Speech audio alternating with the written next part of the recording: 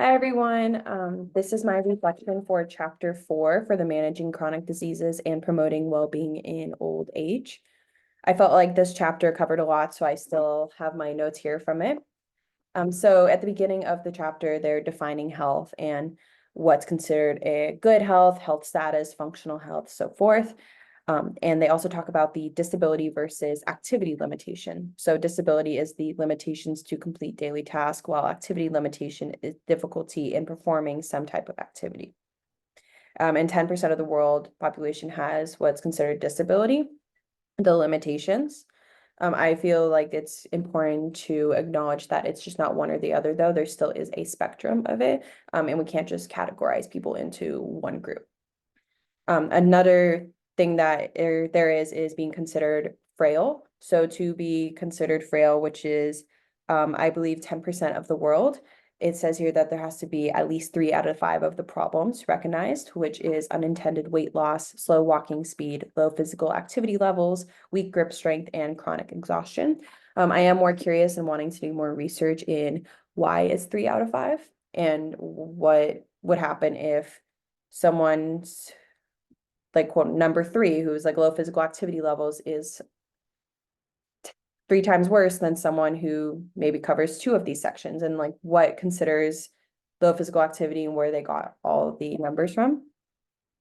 Another part is they say that the successful aging was defined by Rowe and Kahn in the late 1980s to early 1990s. So I do feel like that's a little bit outdated. So maybe finding newer research into what is considered successful aging would be probably more reasonable.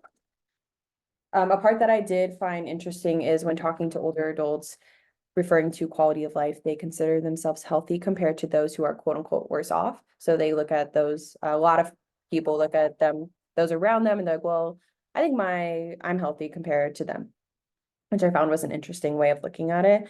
But they also have a sense of accomplishment for reaching that age. Because maybe like many of their peers did not reach that age, and they're proud of that, which is something to be proud of. But that's what lets them see if they have a good quality of, that's how they feel like they have a good quality of life or not, from what I was reading. And they also see quality of life as not just physical activity, but the life satisfaction, which I personally agree with that. I think that quality of life should include what you think it is, not just what the book says. Moving on, it talks about how acute and chronic diseases. So it talks about what acute disease is, which is a short-term temporary health condition, and how 80% of adults age 65 and up have at least one chronic condition. And this led to almost half of retirees stating that they had to leave their workforce earlier than expected because of health problems or a disability. So my question with that is just wondering if the workplace tried to make it a safe space for them and tried to include them into it, or if they were just like, yeah, you're going to have to retire earlier than you thought because of this. That is another research topic that I am interested in, is seeing when retiring if it was wanted or not.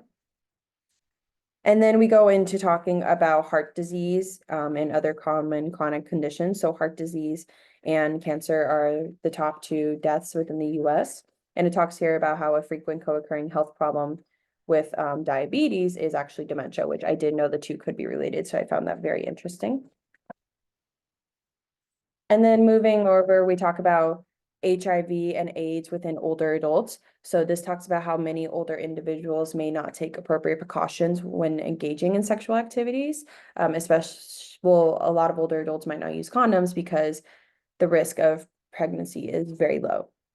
And so that's not something that's on a lot of their minds at the time. And so it's essential to educate older adults, especially because providers are not often trained to treat HIV and AIDS in older adults. And the prevention programs within it are very,